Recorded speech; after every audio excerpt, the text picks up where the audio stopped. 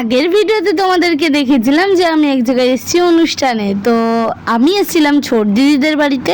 প্রত্যেক বছরই এই দিনটাতে ছোট দিদিদের বাড়িতে একটু অনুষ্ঠান হয়, আর আমি কিন্তু প্রথমবারই আসলাম। আর কাদের কাদের এই ডাঙ্কা পেটানো শুনতে ভালো লাগে অবশ্যই কমেন্টে জানিও, আমার তো খুব ভালো লাগে। তোমরা হয়তো ভাবছো ভিডিওতে আমি নেই কেন, ভিডিওটা কিন্তু আমি করছিলাম না, আমার হাজবেন্ড করছিল, আর আমি ছিলাম মন্দিরের ভেতরে কাজবাজ করছিলাম, তাই জন্য আমাকে দেখতে পাওনি। তো তারপরে রাত্রে হয়েছিল একটা সারপ্রাইজ, যেটা তোমরা ভিডিও দেখলেই বুঝতে পারবে। সেই দিনটা ছিল আমার হাজবেন্ডের জন্মদিন, তাই জন্য 12টার সময় আমরা সবাই মিলে একটু সেলিব্রেশন করেছিলাম ছোটোখাটো।